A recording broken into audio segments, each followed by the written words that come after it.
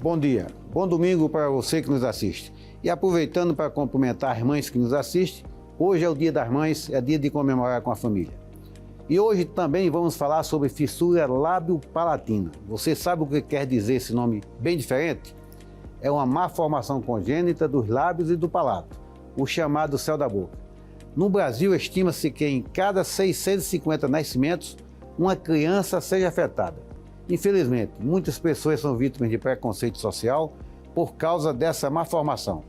A gente convidou o Dr. Marconi Delmiro da Silva para nos falar um pouco sobre esse tema.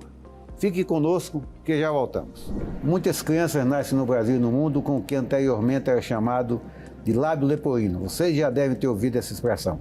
Trata-se de uma má formação congênita. Estamos aqui com o médico Marconi Delmiro Neves da Silva, que possui bastante experiência no assunto. Ele é cirurgião plástico, coordenador do Serviço de Fissura Lábio-Palatina do Agarrã, Hospital Regional da Asa Norte, centro de referência no Brasil e membro titular da Sociedade Brasileira de Cirurgia Plástica. Doutor Marconi, obrigado por vir participar do nosso programa para debater esse tema que muitos que nos assistem conhecem e devem conviver e ter noção do drama do que é isso. Bom dia a todos, Dr. Gutenberg. Gostaria de agradecer um honroso convite para estar aqui e falar de uma causa tão nobre que afeta bastante crianças no nosso país e no mundo. Marconi, vamos começar explicando para as pessoas que estão nos assistindo o que é fissura lábio-palatina. Pois não. A fissura lábio-palatina é uma má formação congênita, doutor, que acomete a criança durante a fase embrionária, durante a formação do embrião, né? Principalmente entre a quarta e a 12ª semana de gestação. O termo lábio leporino, que anteriormente era usado, hoje em dia está perdendo o uso, né, para o termo de fissura ou fenda lábio-palatina. Na realidade, o diagnóstico é feito ao nascer ou já faz durante o pré-natal, a ecografia mostra? Como é que é feito esse diagnóstico? Normalmente o que acontece é possível hoje, através da ultrassonografia morfológica, que a gente consiga detectar a partir da 16ª semana de gestação, seja entre o 4º e o 5º mês de gestação, esse problema, né? Essa anomalia aqui que acomete não só a face da criança, né? Ou como também pode acometer o crânio. Sou ginecologista, a gente faz pré-natal, a partir da 11ª semana a gente faz a ecografia morfológica e nesse período já faz o diagnóstico precoce. Consegue-se fazer o diagnóstico precoce, de acordo com a experiência do ultrassonografista e do aparelho, etc. E tal, né? Mostra, né?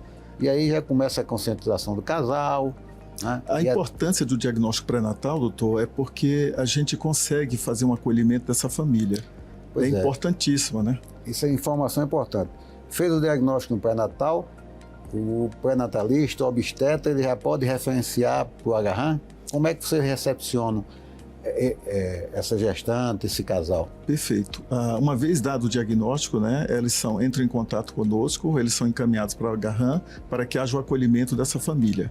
Né? A importância do preparo, porque uma mãe idealiza um filho dentro da normalidade. Perfeito. E realmente é um trauma muito grande você saber, ter uma expectativa durante a gestação de alguém que você ama tanto, saber que vai nascer com algum tipo de problema. E a fissura no lábio, né, a fenda no palato, tem um impacto psicossocial, um impacto funcional da criança ao nascer, né? Perfeito. E aí, programa já faz casado? Você programa o parto, ou o parto fica por conta do quem está assistindo, está fazendo pré-natal e depois encaminha? Ou já é combinado? Como é que é esse processo? Ok, então uma vez que é diagnosticado e se a paciente está sendo assistida na rede pública, né, pela Secretaria de Saúde, ela tem um parto, dependendo do tipo de gestação, se for uma gravidez de alto risco, ela é orientada para que o hospital ela seja conduzida. Uma vez que a criança nasça, ela vai ser atendida, obviamente, pela equipe toda aqui presente na sala, neonatologista, se precisar de UTI, né, da UTIM, e principalmente a fono. Logo após a criança estabilizada, o que pode acontecer de ter não só a fissura no lábio, como a fenda no palato, ter outras más formações associadas, essas crianças, depois de estabilizadas, são encaminhadas para o nosso serviço, onde elas serão atendidas por uma equipe que vai determinar o tratamento. Perfeito. E na clínica privada, o paciente tem um convênio? Tá. Se o paciente tem um convênio, ele pode entrar em contato comigo, então ele vai também receber a atenção.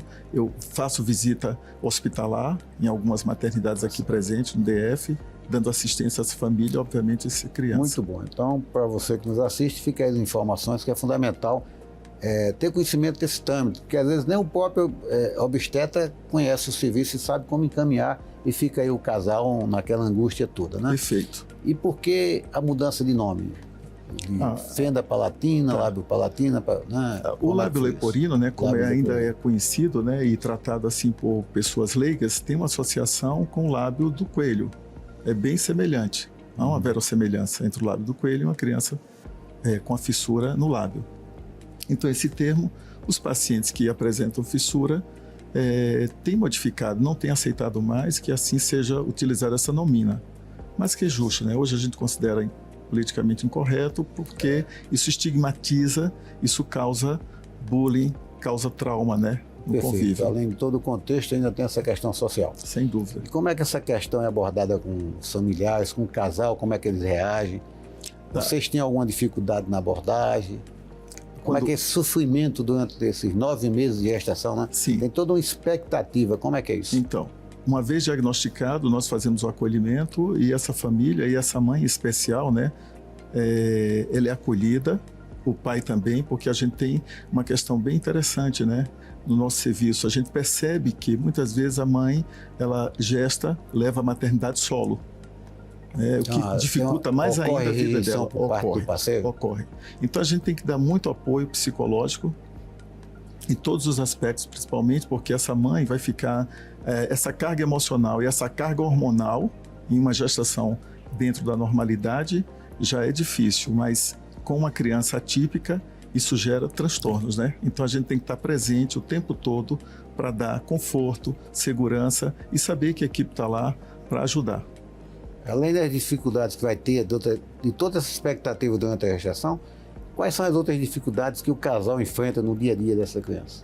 Então, uma vez que a criança nasce, dependendo da apresentação dessa fissura no lábio, que pode acometer não só o lábio, mas também como o palato, o céu da boca, e se vier as duas associadas, né, entre outras malformações, porque a fissura pode vir somente a fissura do lábio e do palato e pode vir associada a síndromes. Então, o impacto é grande quando associa-se a fissura no lábio e a fenda no palato, a dificuldade para a amamentação. O que uma mãe mais quer é colocar seu filho no seio, né, e conseguir amamentar. Perfeito. Com essa apresentação, esse comprometimento do palato, a criança não tem condições de sucção. Então a amamentação... Já começa pela amamentação. Já vai estar comprometida. A ligação mãe, filho, laço afetivo. O afetivo é já fica comprometida ali no início. Perfeito. Então a gente vai ter que dar suporte, porque a criança vai ter apresentação de dificuldade respiratória, dificuldade para sucção, né, dificuldade para audição, mastigação, entre outras coisas. E no dia a dia o aspecto estético, como é que é isso? Tem variação, depende do resultado de cirurgia? Essa questão estética, eu sempre falo para as mães, né? Lamentavelmente, houve uma subtração da natureza, né, no filho, mas ele não perdeu a beleza. A criança continua bela para meus olhos, para os olhos da equipe. Então a gente vê um ser com beleza. A gente vai fazer um acréscimo disso aí, né? Através das cirurgias, que muitas vezes inicia-se aos 3 meses de idade e termina em fase de adulto jovem. Então, não é só uma cirurgia. Não. Tem toda uma sequência de cirurgias reparadoras. Nós temos, de apresentação na face de um ser humano, nós podemos ter mais de 174 tipos de apresentações de fissuras na face. Dependendo do grau de complexidade, nós temos que fazer uma trajetória imensa, tem marco temporal para iniciar o tratamento e terminar. Tem que começar naquela idade, acompanhando. Isso. Se fugiu desse cronograma, termina o resultado não sendo esperado. Esperado. A estética é muito importante, obviamente. A gente tenta restituir a criança, né, que ela foi subtraída, como eu falei anteriormente, pela natureza. No entanto, a funcionalidade, você devolver à criança a capacidade de ouvir, a capacidade de respirar, de mastigar, de falar, tudo isso que está acontecendo agora, doutor, é possível porque a nossa fala é inteligível, é clara. Uma criança que tem uma voz hipernasalada, uma criança dita, como todo mundo conhece, fanha, ela não consegue se comunicar. E aí tem todo o bullying, tem todo aquele preconceito, aquela dificuldade do convívio social. Sem dúvida. E esse trabalho todo é feito no serviço do Agarram? Todo no serviço do Agarram. Perfeito. Eu acho que a equipe está mais do que de parabéns. E essas informações são fundamentais para que a população tenha conhecimento. Sem dúvida. Porque se nós não estivéssemos batendo esse papo aqui, muita gente que nos assiste não sabia disso. Exato. Né? E até porque existem os momentos da intervenção, né? Até para não ter o prejuízo no resultado. Nós temos uma linha de cuidado. O que é a linha de cuidado? É um traçado, tá? Com o objetivo, essa linha de cuidado é um marco temporal. Quando iniciar a cirurgia, é o tempo ideal, porque assim, essas crianças devem ser operadas nesse período. E se não acontecer essas cirurgias nesse período, obviamente a gente sabe que ficam sequelas. O tratamento adiado vai trazer problemas na recuperação, na ressocialização dessa criança. Então é importante que a família tenha adesão ao tratamento. A gente insiste a dar um apoio total para que eles estejam lá na data da cirurgia, na data das consultas, para que não haja, porque a criança precisa da adesão dos familiares, senão elas vão ficar. Um dado importante que no Brasil a gente tem cerca de 5.800 crianças nascidas por ano. Um pouco mais da metade consegue ter acesso a alguns centros no Brasil. O restante está aí à deriva. Termina não tendo acesso ao tratamento e aí tem todas as complicações que você já comentou. Além dessas lesões, quais são as outras lesões que aparecem que o serviço dá assistência? Especificamente, né? Nós temos também, raramente acontece, mas são síndromes mais raras que pode vir associado com fissura e as famosas cranioestenoses, ou seja, as alterações cranianas em que pode acometer as mais diversas maneiras dessas crianças. Então são casos mais complexos, mais raros, mas pode vir associado também à fissura, o que vai trazer maior dificuldade, né? A gente pode vir associado com síndrome de Down, com autismo, dependendo de diferentes espectros. E toda essa estrutura o Agarran tem, dá incentivo. A gente está chegando ao final do intervalo para voltarmos a debater o assunto, mas eu queria comentar sobre a estrutura do hospital, o incentivo, se está tendo estruturas suficientes, se tem alguma deficiência que a gente possa aqui chamar a atenção da gestão para melhorar o atendimento a esses pacientes. Vamos para o nosso intervalo e daqui a alguns minutos voltamos. Estamos de volta ao nosso bate-papo aqui com o Dr. Marcondes. Marcondes, nós encerramos o nosso primeiro bloco falando das questões do serviço. Como é que está o apoio da Secretaria de Saúde a esse serviço no Agarran? Você tem toda a estrutura, tem alguma deficiência, precisamos cobrar mais, precisamos oferecer mais. Conta rapidamente para a gente como é que está essa questão de condições de trabalho lá, para assistir essa população. A nossa população hoje em dia, né, nós tivemos recentemente a tragédia da Covid, o que teve um impacto muito grande nas nossas filas de cirurgias. A gente tem um atendimento em progressão geométrica, né, e uma resolução em progressão aritmética. É o drama, né? A gente sabe das dificuldades enfrentadas no serviço público, mas sem dúvida a gente recebe um apoio na medida do que pode ser feito, né? Mas gostaríamos de muito mais, porque a gente sabe da urgência, essas crianças não podem esperar. A gente tem um marco temporal para determinar as cirurgias, entre outros tratamentos, porque a equipe é grande, e às vezes a gente se depara em condições uma deficiência de uma coisa ou outra e exatamente. Cobra e não vem a tempo, né? Exatamente. Então fica aqui a cobrança do nosso programa para que a Secretaria seja mais precisa, né? Porque o paciente não pode esperar. Sim. Né? E dentro disso aí tem a questão do preconceito que a família sofre. Como é que se orienta, o que é que ela tem que fazer para enfrentar esse preconceito? A primeira coisa, como eu falei anteriormente, é esse acolhimento, uma vez diagnosticado, né, pré-natalmente. Essa família é acolhida, a criança é acompanhada pela equipe, nós temos, obviamente, psicólogo na equipe e essa criança é conduzida junto com a mãe como enfrentar, explicar para ela toda a sequência de tratamento e como ela enfrentar. Porque o que deixa-se aqui de importante é que nós precisamos operar essas crianças antes do início da fase escolar.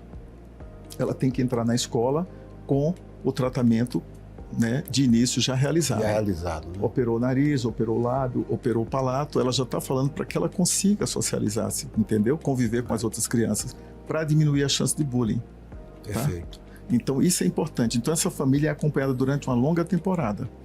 E como é que a própria aceitação da criança, ela resiste ao tratamento? Como é que é isso?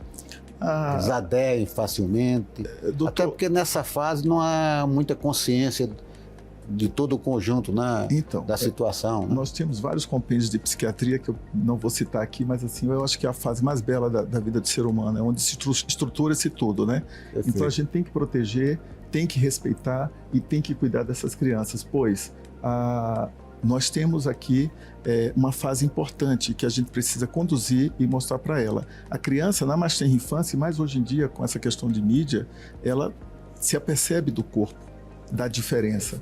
Então a gente tem que tratar, tem que cuidar, tem que orientar. Porque o que é que ela quer ser? Ela quer se aproximar da normalidade. Quer ser aceita, né? Não... Quer ser aceita. Ela não quer sofrer nenhum outro tipo de distanciamento. Temos o tratamento, quando começa a conviver com as outras crianças nas escolas, pode ter uma rejeição, até o próprio tratamento, né? Imensa. Então, assim, o bullying é grande, né, na escola, e a gente tem um trabalho que a gente orienta a direção, orienta professores, para que oriente os pais de outros alunos para respeitar, porque, assim, nós sabemos que assim, a incidência, a prevalência no Brasil é alta. A gente tem que educar, e a gente só vai poder combater o bullying com a educação. Perfeito. É um trabalho multidisciplinar. Nós temos ali o psicólogo, o fonoaudiólogo, nutricionista. Isso, pediatra. Pediatra. Na verdade, é uma equipe imensa, né, de geneticista, mas o tripé do tratamento, que a gente chama de tripé, assim, é preciso que haja 3 profissionais para que conduza o tratamento. É necessário o cirurgião plástico, o fonoaudiólogo e a odontologia. E a odontologia se segmenta em outras subespecialidades. Se existirem esses 3 profissionais, obviamente os demais são extremamente importantes, como eu já ressaltei várias vezes a questão do psicólogo, né, pediatra, etc. e tal, a gente consegue conduzir o tratamento do paciente e habilitá-lo para o convívio social. Nós temos no Agarran toda essa estrutura, tem os ambulatórios. Nós temos todos os profissionais. Então, há o mapeamento, o paciente atrasou aquela fase, a busca ativa. A busca ativa, sim, nós temos o serviço social que intervém. Então, a gente sabe das dificuldades. Nós moramos num país de dimensão continental e a população que eu atendo, de uma forma geral, no Agarran, tem vulnerabilidade socioeconômica. Então, a gente tem que atingir esses pacientes, tem que acolher e tem que estimular e chamar a atenção para que esse tratamento seja conduzido, que essa criança seja protegida.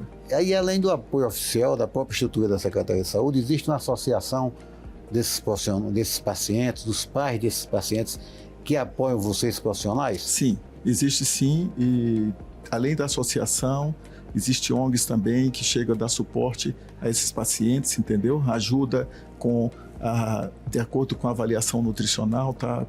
Para oferecer, muitas vezes não tem condições de comprar determinado suplemento ou complemento, né? Passagem de ônibus. Na hora que tem alguma deficiência, a associação age politicamente para ajudar o profissional que está na linha de frente a reivindicar, a lhe dar força política, até legitimidade para fazer as cobranças? Sim, sim. Porque se você estiver na linha de frente cobrando sozinho, termina perdendo até legitimidade. Sim, né? Sem dúvida nenhuma. Então é nenhuma. importante essa organização da sociedade civil, né, no avanço e no controle e no tratamento desses pacientes. Eu queria aqui um agradecimento especial ao Rotary Club, ao Shirine, que tem sido presente na causa, tá?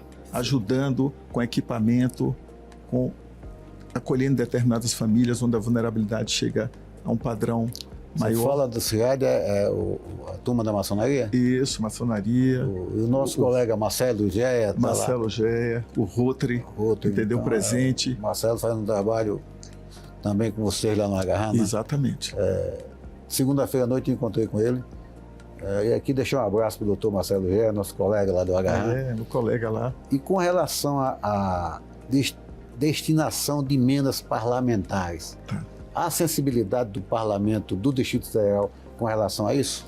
Porque o parlamentar, o deputado, pode destinar verbas para esse serviço. Sim. Tem esse olhar lá na Câmara para isso? Tem. Nós nós estamos agora prestes a sermos contemplados com uma reforma no espaço físico lá do hospital, através de uma emenda parlamentar. Eu vou pedir perdão aqui, não citar o nome do deputado, eu esqueci agora, tá? Mas nós vamos ter uma reforma que vai melhorar a qualidade do atendimento. Então isso é importantíssimo. Eu acho essencial que haja sensibilidade e um olhar voltado para uma causa tão nobre, né? Marconi, uma coisa que... Eu sou presidente do Sindicato dos Médicos, a gente acompanha a dificuldade dos profissionais e dos serviços na secretaria, e às vezes a intenção de mudar o serviço de um hospital para outro, tal, o profissional perde autonomia, tem toda uma história construída naquele local de trabalho. Perfeito. Não, pega o serviço da cirurgia pediátrica, leva para o hospital da criança, leva para o hospital de base, leva não sei para onde. Os profissionais terminam perdendo até o seu referencial, o seu apoio. Isso, às vezes, em vez de acrescentar, de melhorar, até provoca um retrocesso. O nosso serviço no Agarram com relação a esse tratamento dessas crianças tem sido vítima disso, ocorre esse risco, ou você tem dificuldades com relação a isso? Eu espero que foi iniciado lá, eu espero que permaneça lá, né? Já tem uma história, tem uma história, tem toda uma estrutura, tá? E lembrando que eu não atendo apenas crianças na mais tenra infância, mas eu também, conforme eu falei, eu tenho uma grande quantidade, cerca de 25% dos meus pacientes são adultos jovens e até faixas etárias maiores, entendeu? Eu operei, tem mais ou menos um mês, uma senhora de 84 anos. Perfeito. Então é importante lembrar disso. É um hospital que a gente tem essa tradição e eu espero que permaneça ad eterno. Eu abordei esse assunto até porque a gente sabe que o hospital tem aquela cultura. Tem toda uma estrutura, tem pessoas que se envolveram com aquilo ali, naquilo, eles fazem parte do dia a dia, da atividade, tem prazer em estar naquele serviço, de repente se desmonta um serviço para transferir para outro local, isso tem trazido retrocesso e a gente vê a angústia dos profissionais. Mas isso é importante a gente debater aqui, até para as pessoas saberem que os profissionais precisam do apoio da sociedade civil, né? Sem dúvida, sem dúvida. Os pacientes e as associações precisam estar junto ali, trabalhando em conjunto para construir, para melhorar cada vez mais, porque as deficiências estão aumentando, infelizmente, aqui no Distrito Federal com relação à assistência à saúde. Bem, Marcondes, e além das crianças, os adultos também apresentam lesões. Como é que é o tratamento desses adultos que não tiveram acesso ao tratamento quando na infância, agora quando adulto lá no hospital? Eu queria lembrar que, assim, no Brasil, o primeiro centro do Brasil, que eu tenho gratidão e orgulho, que é em Bauru, Hospital de Anomalias Craniofaciais, onde eu tive treinamento também, tenho grandes amigos lá. Nós, inicialmente, todas as crianças iam para lá, ou todos os adultos, né?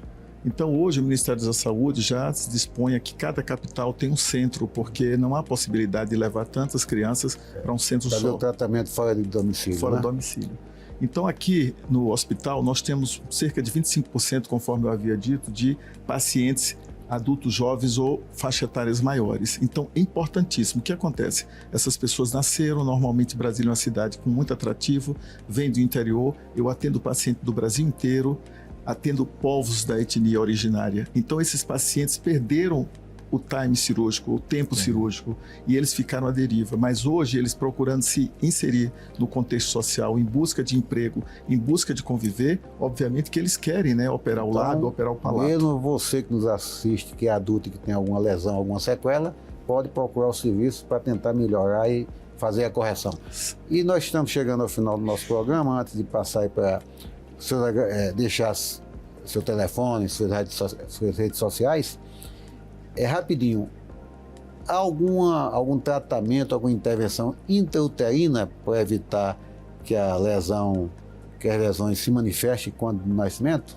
Infelizmente não, até hoje não. A gente sabe que a fissura labopalatina... E algumas doenças a gente consegue intervir ali intrauterina e fazer o tratamento e a correção, principalmente problemas cardíacos, mas nesse caso ainda não avançamos a esse ponto. A combinação de fator genético e fatores ambientais leva à formação da fissura. Lamentavelmente, quero citar aqui, por exemplo, durante a gestação, o uso do álcool, né? O fumo... Os fatores iatrogênicos que causam lesão, iatrogênicos, né? Entre outros, né? A desnutrição. Então, a combinação desses fatores. Marcondes, o assunto é extenso, é vasto, é empolgante, é interessante, mas infelizmente chegamos ao final do nosso programa e gostaria que o senhor deixasse aí seus contatos para as pessoas saberem como lhe encontrar, lhe achar, até porque o senhor faz o contato direto também com esses pacientes. Tá certo. Eu quero rapidamente lembrar só que nós estamos com um projeto do Céuzinho da Boca, que vai se tornar obrigatório. Esperamos que haja essa votação e seja aprovado para que toda criança na sala de parto seja examinada com rigor o céu da boca dessa criança, porque existe uma entidade, a fissura submucosa, que passa desapercebido e traz consequências gravíssimas às crianças, não só no hospital, como também ao acontecer em casa. Perfeito, tipo o teste do pezinho que é feito no momento do nascimento. Exatamente, vai ser obrigatório, se Deus quiser. Precoce sempre. Precoce sempre. Doutor Marcondes, obrigado mais uma vez. Eu que com agradeço, certeza vamos nos encontrar em outro momento aqui nesse programa. Bem, chegamos ao final do nosso programa, que será exibido todos os domingos, todos os domingos na TV Brasília, a partir das 10h30. sempre falando de saúde com informações importantes e seguras para você. Nos acompanhe no nosso YouTube, no nosso canal Meu Doutor BSB. Você pode assistir também outros episódios do nosso programa. Lá já falamos, né, sobre Alzheimer, saúde bucal, doenças respiratórias, sazonais. E agora com o Dr. Marconi falando desse tema tão importante. Obrigado a todos e um bom domingo e comemore o Dia das Mães. Um forte abraço.